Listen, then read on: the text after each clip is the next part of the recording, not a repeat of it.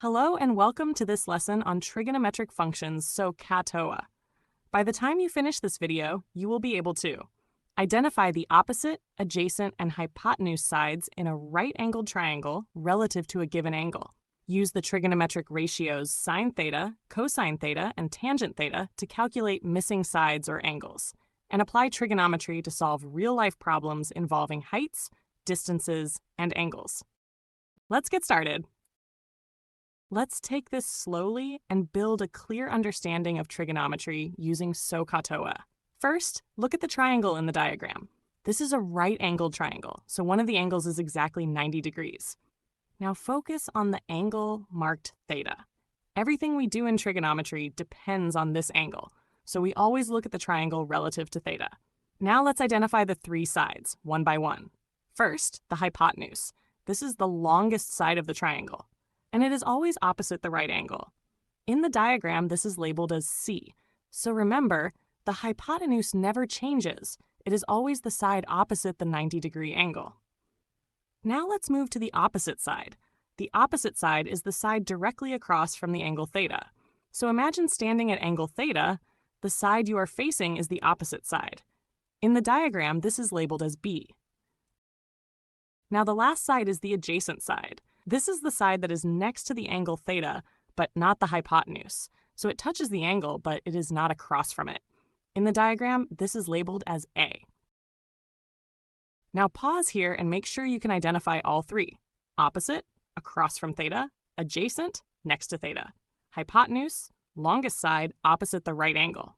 Now let's connect this to the three trigonometric ratios. These are sine, cosine, and tangent, and we remember them using the word SOH.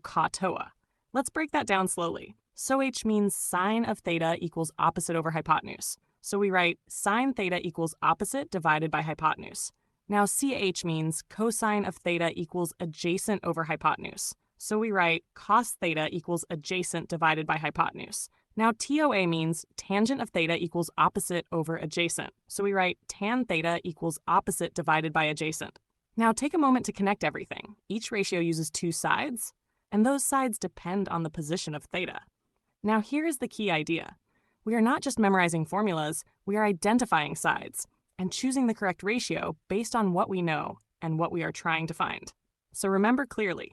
First, identify the angle. Then, label opposite, adjacent, and hypotenuse. Then, choose the correct ratio using SOH.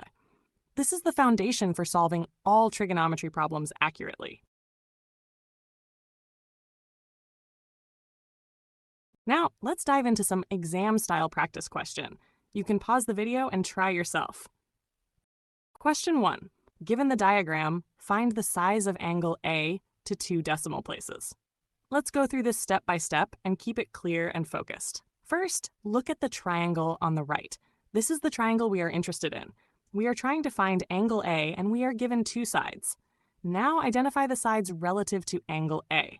The side next to angle A is the adjacent side, which is 10 centimeters.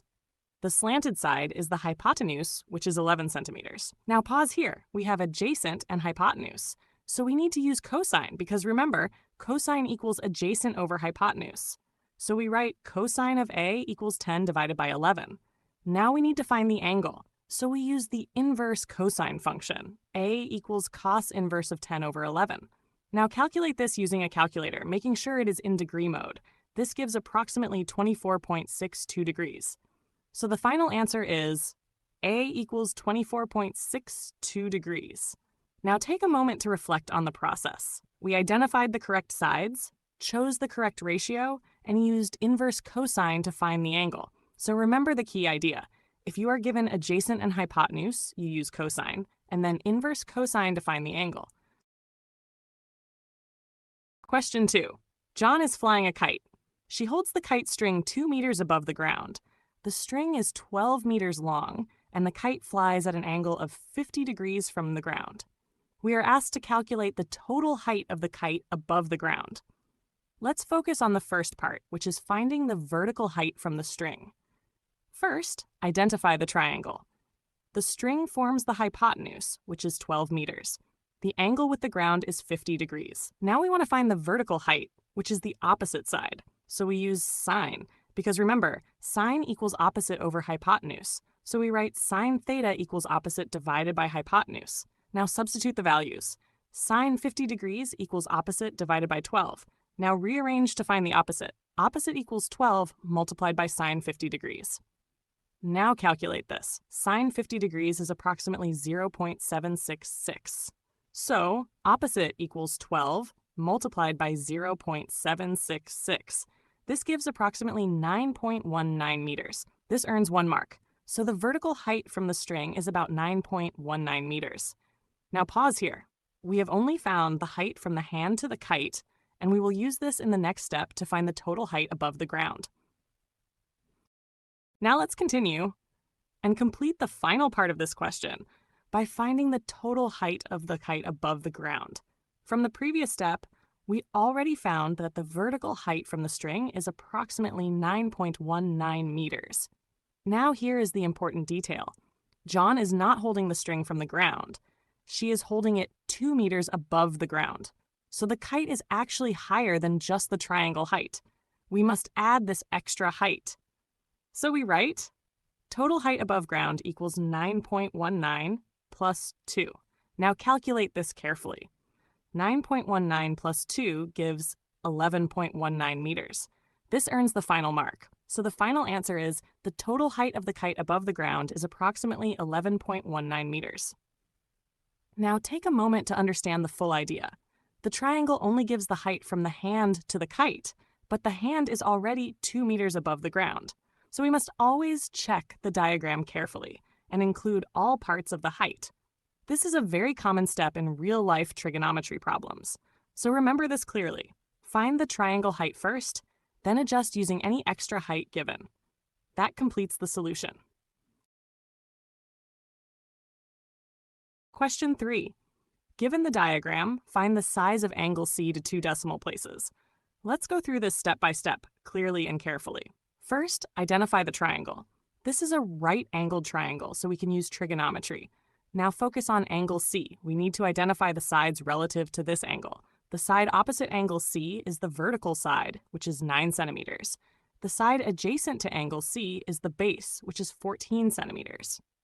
Now pause here. We have opposite and adjacent, so we use tangent, because remember, tangent equals opposite over adjacent. So we write tan C equals 9 divided by 14. Now we need to find the angle, so we use the inverse tangent function. C equals tan inverse of 9 over 14. Now calculate this using a calculator in degree mode. This gives approximately 32.74 degrees. So the final answer is C equals 32.74 degrees. This earns the mark. Now take a moment to reflect on the process. We identified the correct sides, chose the correct ratio, and used inverse tangent to find the angle. So remember clearly, if you're given opposite and adjacent, you use tangent and then inverse tangent to find the angle.